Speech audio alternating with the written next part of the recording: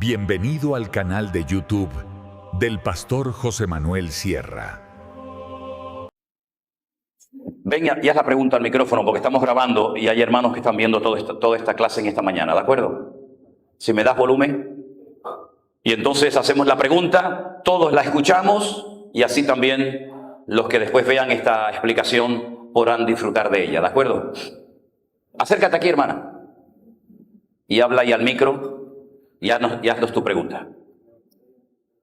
Va relacionada con lo que hemos explicado, ¿verdad? Perfecto. Adelante.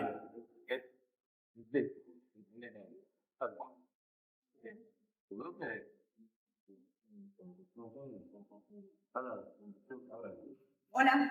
Venga. En ese tiempo que dice... Luis, ponle bien el micro. En ese tiempo que dice después del nacimiento del Mesías y el tiempo que falta hasta el cumplimiento de la última semana, es ahí donde la Biblia dice lo de la generación, y que la generación es contada con el pueblo de Israel como 80 años. No tiene nada que ver eso. Además, una generación no son 80 años. En la Biblia una generación nunca fueron 80 años. Este periodo en el que estamos actualmente se llama el periodo de gracia. El tiempo fundamentalmente donde la Iglesia ha tomado una importancia y una relevancia que no siempre la va a tener, pero este es el momento de la Iglesia. ¿Y Israel dónde queda? Pues Israel queda donde está. En Israel, el plan de Dios para el pueblo de Israel, es completamente diferente al plan que Dios tiene para la Iglesia. Porque Dios tiene con nosotros un trato personal y Dios con Israel tiene un trato nacional. Son dos cosas diferentes. Con nosotros tiene un trato personal, individual. Con Israel un trato nacional. Por eso Israel nadie lo ha podido destruir. Ha tenido 7 guerras. Desde 1948 que se dio, digamos, el anuncio del Estado moderno de Israel hasta hoy en día ha habido 7 guerras. Y las que faltan. Y todas las ha ganado. Israel nunca ha sido destruido en un campo de batalla. ¿Por qué? Porque hay un trato nacional de Dios con ese pueblo, ¿verdad? ¿Significa eso que no hay judíos cristianos? Sí, hay miles de judíos cristianos. Se llaman mesiánicos, no cristianos, ¿no? Pero hay miles, hay montones de iglesias. Yo he predicado en Tel Aviv, he predicado en Ashkelon, he predicado en Jerusalén. Hay muchas iglesias en Israel y lógicamente son judíos cristianos. Pero ¿y los judíos que no son cristianos? ¿Los judíos que no dicen ni siquiera Yeshua, sino Yeshú y escupen al suelo? ¿Que blasfeman el nombre del Señor porque odian el nombre del Señor? ¿Esa gente qué pasa con esa gente? Hay un trato nacional. Ezequiel capítulo 36-37 nos habla de una restauración espiritual y de una restauración nacional. Cuando aquello de los huesos secos, ¿se acuerdan? ¿Vivirán estos huesos? Ezequiel también está en Babilonia. Ese es otro profeta, ¿no? Él está en Babilonia y el Señor le muestra el valle de los huesos secos. ¿Y ese valle dónde está? El valle de los huesos secos está en Jerusalén. Es el Bet Hayim, es el cementerio. El cementerio más grande y antiguo del mundo está a las afueras de Jerusalén, que se llama en hebreo la casa de los vivos. Porque el cementerio es la casa de los vivos. Los cuerpos están ahí, pero todos los que están ahí están vivos. En un sitio o en otro, pero todos están vivos.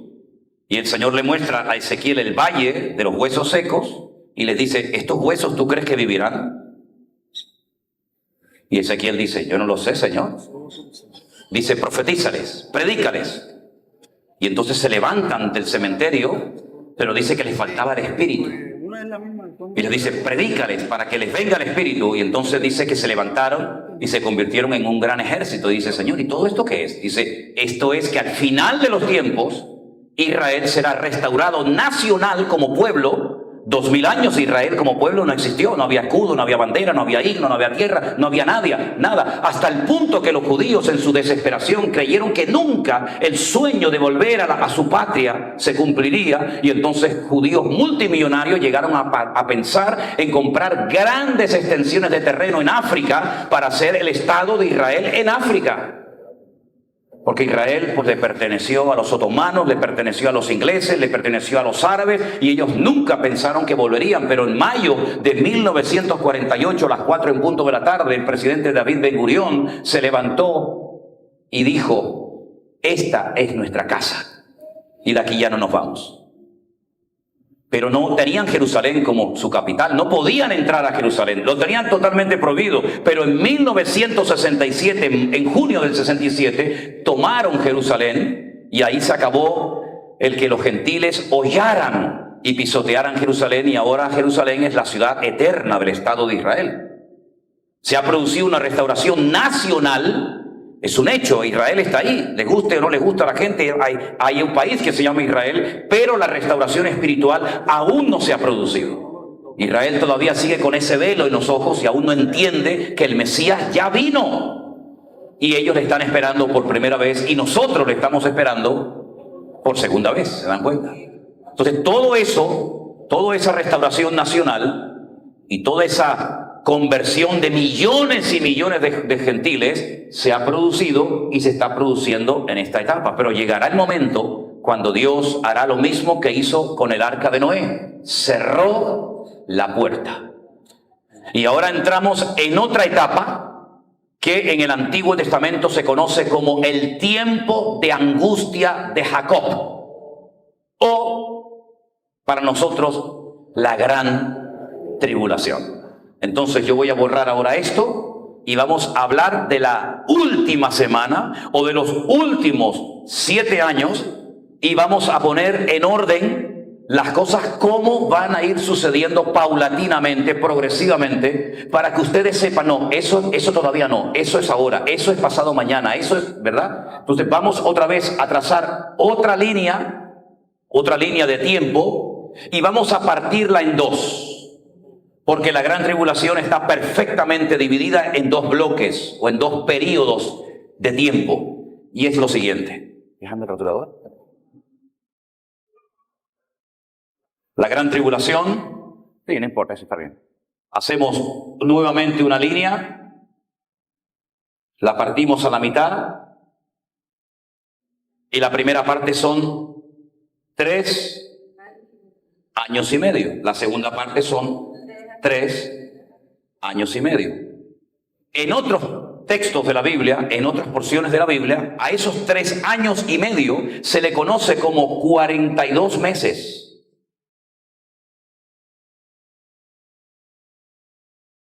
En otras partes de la Biblia, a ese mismo bloque de tiempo se le conoce como 1260 días.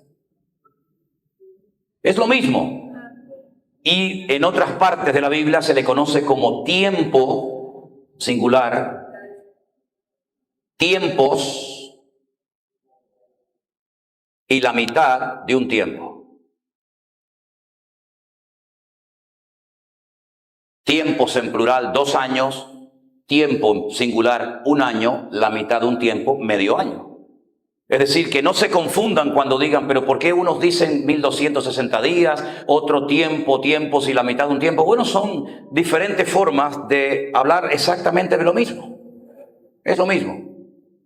En la primera parte de lo que llamamos la gran tribulación, si usted lee el libro de Apocalipsis y va de un texto a otro, de un capítulo a otro cronológicamente, encuentra que lo que destaca sobre todo son los sellos, lo que se llaman los 7 sellos y las 7 trompetas, que en la versión en hebreo dice shofar, que es un cuerno de antílope, un cuerno de un animal, que es uno de los instrumentos musicales más antiguos del mundo, ¿verdad? En español dice trompetas, pero en el Nuevo Testamento hebreo pone shofar, es lo mismo. Bueno, a lo que vamos. En la época de Juan, en la época apostólica, en la época de los profetas, no existían los libros. El primer libro que se hizo en formato de libro fue la Biblia, en la imprenta de Gutenberg, en Alemania, en la época del Renacimiento. Los libros eran rollos, eran pergaminos. Se escribían, se hacía un rollo y se ponía un sello con cera, la cera de las velas, y los reyes con su anillo ¿verdad? Lo marcaban y ahí nadie podía leer el contenido del libro, del pergamino, del sello. Juan está desterrado en la isla de Patmos, en Europa, y él ve una visión. Y en esa visión se le muestra un rollo, un pergamino, con 7 sellos lacrados, que nadie podía ni abrirlos, ni tocarlos, ni aún mirarlos. Y entonces Juan lloraba, porque dice que no se encontró a nadie digno de abrir. Cuando se abría un pergamino, esa palabra abrir era revelar. Voy a revelar el contenido. Y entonces dice que se encontró a uno digno, que fue el león de la tribu de Judá, la raíz de David, el alfa y el omega, el principio y el fin, el príncipe de la paz. Él era digno de cogerlo, de abrirlo, de explicarlo, etcétera, etcétera. Y cada vez que le quitaba un sello, cada vez que rompía un sello, ocurría una tragedia en la tierra. Y cuando se abría el segundo sello, ocurría otra cosa en la tierra. Y ahí ustedes pueden ver que lo que va sucediendo es el inicio, el comienzo de la primera parte de lo que llamamos la tribulación o la gran tribulación. Y entonces, como el libro del Apocalipsis tiene un lenguaje típico, es un lenguaje metafórico, de colores, de animales, de números, para poder interpretar adecuadamente lo que dice el Apocalipsis, usted tiene que conocer lo que el Señor le reveló a Daniel, porque conociendo lo que le dijo a Daniel, usted puede entender lo que el Señor le está diciendo a Juan. Y entonces lo primero que ve Juan es un caballo que va cambiando de color. Eso no existe en la actualidad, no hay un caballo que va cambiando cada día. Eso parece más que un caballo, un camaleón, ¿no? Que se va adaptando al paisaje. Pero es que en literatura y en el arte, cuando se hace un énfasis al caballo y no solamente al que lo monta, se le está rindiendo homenaje a los dos. Por ejemplo, en Caracas, en Venezuela, hay una estatua ecuestre de Simón Bolívar en un caballo, pero el caballo está de 2 patas. Y entonces eso significa en arte que cuando en una figura se ve a un caballo de 2 patas, se le está rindiendo homenaje al caballo y al jinete. Pero, por ejemplo, en España había una figura, una estatua de un caballo de 4 patas y encima había un señor que era el generalísimo Franco, y claro, a él no le hacía ninguna gracia que le hicieran el homenaje al caballo. Por lo tanto, lo puso de 4 patas para que el homenaje fuera solamente al que lo cabalgaba, en este caso era él. En el libro del Apocalipsis, tú ves que el caballo aparece blanco y encima va montado un señor con un arco, pero no tiene la flecha. Y un arco sin la flecha, ¿para qué sirve? Absolutamente para nada. Es una forma de decirte, ya empezó la semana 70, ya empezaron los 7 años. ¿Cómo empieza la gran tribulación? Con la puesta en escena, con la presentación de un líder que nosotros lo conocemos como el anticristo o el antimesías. ¿Quién es este caballero? ¿Quién es este personaje siniestro? Un hombre de carne y hueso, con papá, con mamá, con pasaporte, un líder político con una influencia tremenda que recibirá el apoyo de muchas naciones de la tierra, tendrá todo el dinero que quiera, tendrá todo el armamento que quiera, tendrá toda la influencia que quiera y tendrá casi una repercusión, diríamos, cuando decimos mundial. Ustedes, hermanos, tienen que tener en cuenta que lo que es Latinoamérica no aparece en la profecía bíblica.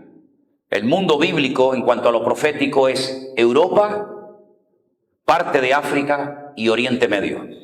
Colombia, para el café es muy bueno y para comer es maravilloso, pero en la profecía bíblica evidentemente no está, ¿verdad?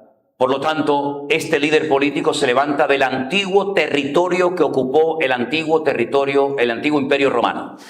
¿Sí? Se levanta este personaje, pero tiene el apoyo, tiene la ayuda de otro hombre llamado el falso profeta, que es el responsable de todo lo religioso, entre comillas, de todo lo espiritual, y él de todo lo político. Y ambos se unen con la ayuda de Satanás, haciendo la función de padre, ¿verdad?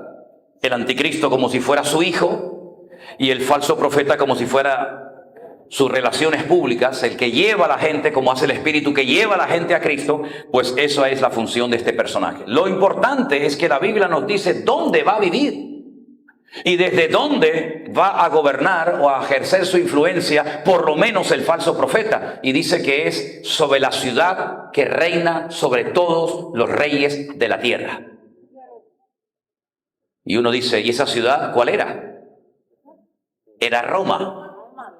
Roma era la ciudad del Imperio Romano, que si cambias la palabra, es la palabra amor, pero la cambiaron y la pusieron como Roma, y era la ciudad que gobernaba sobre todos los reinos de la tierra. Y en el centro de Roma, y estuve no hace mucho tiempo allí, hay un país pequeño con una influencia mundial que es el famoso Estado Vaticano, con su cabeza llamado el Papa, que en este caso es un señor de aquí de Argentina, con una riqueza descomunal, con su propio banco, con su moneda, con sus soldados, etcétera, etcétera, y desde allí ejercerá una influencia mundial. El hombre que tiene más poder de convocatoria hoy en día en el mundo es sin lugar a dudas el Papa. Hace así y te junta 1 millón de personas como nada. Y ese lugar va a ser usado como una sede de gobierno espiritualmente hablando durante la etapa de la gran tribulación. Si usted lee los 7 sellos del Apocalipsis, sabrá en qué sello se encuentra la humanidad en ese momento, porque el sello cuando se abre te dice lo que pasa en la tierra. Cuando pasan esos 7 sellos, esas 7 catástrofes o tragedias a nivel mundial, comienzan otros 7 juicios, que la Biblia los llama los 7 toques de trompeta o shofar. Y lo curioso de todo esto es que a la final trompeta ocurre algo extraordinario, que quiero compartirlo con ustedes en esta mañana. Primera de Corintios, capítulo 15, por favor. Primera de Corintios, capítulo 15, el apóstol Pablo, que llegó a tener mucha revelación y conocimiento de las cosas proféticas, nos revela y nos da una información extraordinaria que me gustaría compartirla con ustedes en esta mañana. Primera de Corintios capítulo 15 es un tema que habla acerca de la resurrección. Es uno de los pocos capítulos monográficos que hay en la Biblia, como por ejemplo Primera de Corintios 13, que habla del amor, Hebreos 11, que habla de la fe. Bueno, Primera de Corintios 13, el tema fundamental es la resurrección.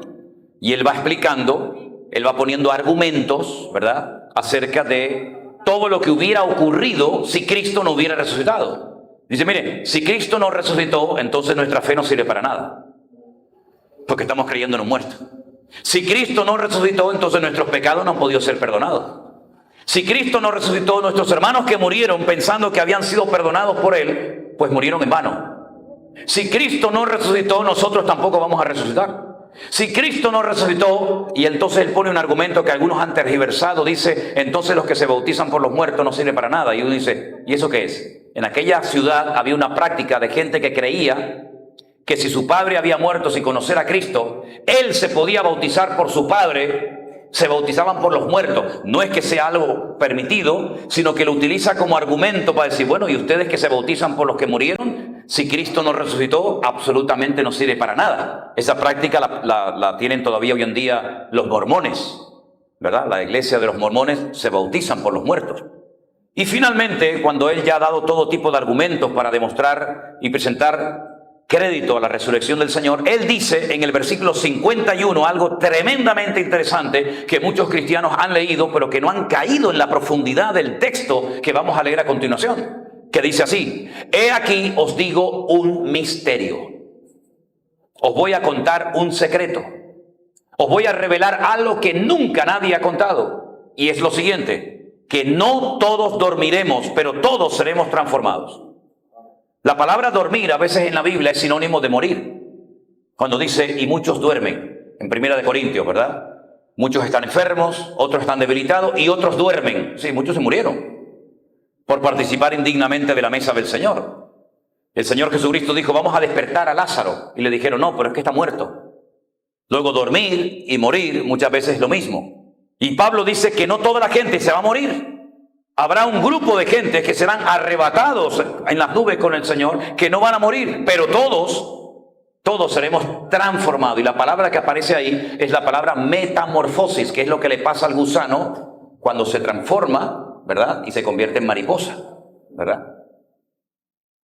Y eso que les estoy contando, que no todos dormiremos, pero que todos seremos transformados, se va a producir en un momento, en un abrir y cerrar de ojos, por poner un ejemplo. ¿Y cuándo se va a producir eso? A la final, ¿qué? Trompeta. ¿Cuántas hay? Bueno, pues a la final, a la última, va a pasar esto. Los muertos serán resucitados incorruptibles. Y nosotros, él creía que estaría vivo, y nosotros seremos transformados. ¿Cuándo? A la final trompeta. Y usted dice, uy, pero si ya lo está diciendo, mijo. Entonces, yo voy a decir algo que a lo mejor a más de uno dice, ay, lo que dijo el pastor, hoy no va a venir el Señor. Pero hermano, bueno, si cuando llegue a la noche estamos aquí, no me equivoqué en lo que les dije. Si por casualidad cuando llegue el culto se quedaron 3 o 4, pues entonces me equivoqué y allá arriba les pediré perdón. ¿Por qué yo digo que hoy no va a venir el Señor? Porque viene a la final trompeta. ¿Por qué dice, estad velando y orando para que aquel día no sorprenda como lo verán en la noche? Porque yo ya te he dicho lo que va a pasar y cuándo va a pasar para que no estés despistado ni distraído. Porque es a la final trompeta cuando los muertos en Cristo serán resucitados y luego nosotros seremos transformados. Porque es necesario que esto corruptible se vista de incorrupción y esto mortal se vista de inmortalidad. Entonces hay unos tiempos establecidos por el Señor. Ahora, puede ser que en esta mañana haya alguien, estoy convencido de ello, que diga, pero hermano, la iglesia no va a estar en nada de esto. Porque nos enseñaron que cuando las cosas empiecen a ponerse calentitas y peligrosas, nosotros nos vamos. Ok. Vamos a preguntarnos quién fue la primera persona en la historia que enseñó y dijo eso en un grupo de iglesias. Yo se lo voy a decir. Durante siglos estuvo totalmente prohibido, se veía como una especie casi diríamos de blasfemia, de falta de respeto, que se le añadieran a la Biblia comentarios, mapas, fotografías. Eso no se podía hacer, eso era como un pecado mortal. Hasta que un señor, un predicador llamado Scofield, de mucha influencia, de mucho renombre, un hombre que sabía mucho de la palabra, hizo la primera Biblia en la historia con comentarios. Y se conoce como la famosa Biblia de Scofield, porque este señor se llamaba Scofield.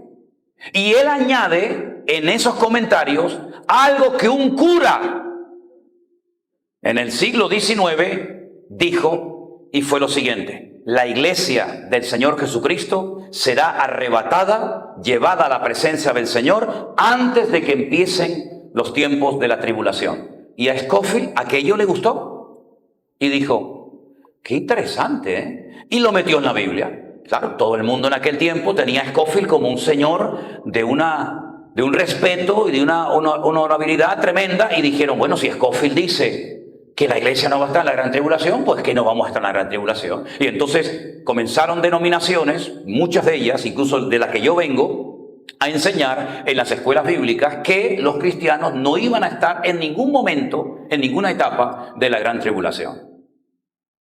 Pero claro, cuando uno va a la Biblia, uno se encuentra que Pablo, que creo que tiene más peso que el señor Scofield, o que cualquier denominación, dijo, de eso nada. El arrebatamiento de la iglesia y la resurrección de los muertos, que hay dos, una en esta etapa y otra al final, ahora lo vamos a ver, se produce a la final trompeta. A la final trompeta. Claro, yo sé que es más cómodo y decir, bueno, cuando todo empiece a romperse por todos los lados y cuando esto empiece a ponerse difícil, nosotros nos vamos. Bueno, pero usted coge, por ejemplo, un libro de teología de siglos atrás y todos los cristianos oraban para tener el honor de morir por Cristo. Incluso en el libro de Hebreos, cuando se habla acerca de aquellos hermanos que podían ser libres si pagaban el rescate, es como si te secuestran, ¿no? Y te dicen, ¿quieren que lo soltemos? Paguen el rescate y si no le pegamos un tiro en la cabeza. Pues en aquellos tiempos ellos decían, no paguen el rescate. Pero hermano, que lo van a matar. Dice, no, si yo quiero que me maten, porque así tendré mayor recompensa en el reino de los cielos. Qué diferentes eran aquellos cristianos a nosotros hoy en día, que decían, pastor, ore por mí, que me están persiguiendo. Y aquellos decían, no me pague el rescate, no se le ocurre pagarme el rescate, porque entonces pierdo recompensa cuando llegue a la presencia del Señor. Qué diferentes eran, ¿verdad? Entonces, queridos hermanos, esa postura, esa opinión personal de aquel sacerdote fue plasmada en la Biblia de Scofield y ya pasó a lo largo de los años hasta el punto que muchos cristianos dicen, no, eso no puede ser así. Bueno, pero yo prefiero creer a lo que dice la Biblia que a lo que dice el hombre. Y entonces cuando ya toca la última trompeta, es aquí en esta mitad de la semana cuando se produce lo que acabamos de leer. Durante esta primera etapa también se produce, ustedes tienen que anotar, por ejemplo, aquí, los 2 testigos que no son de Jehová. Los 2 testigos. Algunos me dicen, pastor, ¿usted me podría decir quiénes son los 2 testigos? Digo, ¿qué más quisiera yo poder decírselo? No será Moisés, no será Elías, no será... Yo digo, ¿y si es Juan y Pedro? La Biblia no dice quiénes son. Nos dice lo que van a hacer. Que durante 3 años y medio, 2 testigos le predicarán fundamentalmente al pueblo de Israel para que se conviertan. Y miles se convierten. Imagínense Pablo, la cantidad de viajes que hizo, el esfuerzo que pagó, las cartas que escribió, ganó a miles para Cristo. Imagínense a 2 como Pablo durante 3 años y medio con radio, con WhatsApp, con Facebook, con YouTube. Mi madre, eso sería increíble, sanpablo.com. Muchachos, si nosotros hemos hecho con un telefonito lo poquito que se ha hecho, imagínate estos 2 supermanes para el Señor ganando almas para Cristo. Al final los matan, ¿saben? Al final los matan y no los entierran, que eso en la cultura de Medio Oriente es lo peor que se le puede hacer a un cadáver, o prenderle fuego o no enterrarlo. Eso es el peor insulto. Mire, Israel soltó un día 1000 presos palestinos, 1000 presos para recuperar el cadáver de 2 soldados muertos. 1000 por 2 muertos, porque para ellos había que darles un funeral y un entierro digno. Y eso es un insulto en el Medio Oriente, cuando se le prendía fuego a un cadáver, cuando no se le enterraba, a los crucificados, por cierto, no se les enterraba, por si no lo sabían. No se les enterraba a los crucificados, se echaban a perder, a descomponer en la cruz, venían los cuervos, los buitres, los perros, esos terminaban descompuestos. Y por eso Nicodemo tiene que ir a Pilato y decirle, déjame enterrar al Señor, yo me lo llevo. Y Pilato dice, ven, va, llévatelo. Pero los otros 2, al de la derecha y al de la izquierda, allí se quedaron. Y ese era el destino del Señor. Les quitaban cuando morían. ¿Qué hicieron con el Señor? Le quitaron la ropa y lo dejaron desnudo. Totalmente desnudo. Y no los enterraban. Y por eso Nicodemo dijo, por favor, ya que en vida le han hecho todo lo que le han hecho, déjame el cuerpo del Señor. Y se llevó el cuerpo del maestro, ¿verdad? Entonces a ellos no los entierran. Pero a los 3 días y medio de tenerlos en la plaza allí en Jerusalén, dice que toca el 7º toque de trompeta y son levantados, son resucitados. Y entonces es cuando comienza lo fuerte, lo duro, lo intenso, lo terrible de la gran tribulación. Durante esta primera etapa el templo es construido, el templo de Jerusalén, el Bet HaMikdash, es reconstruido.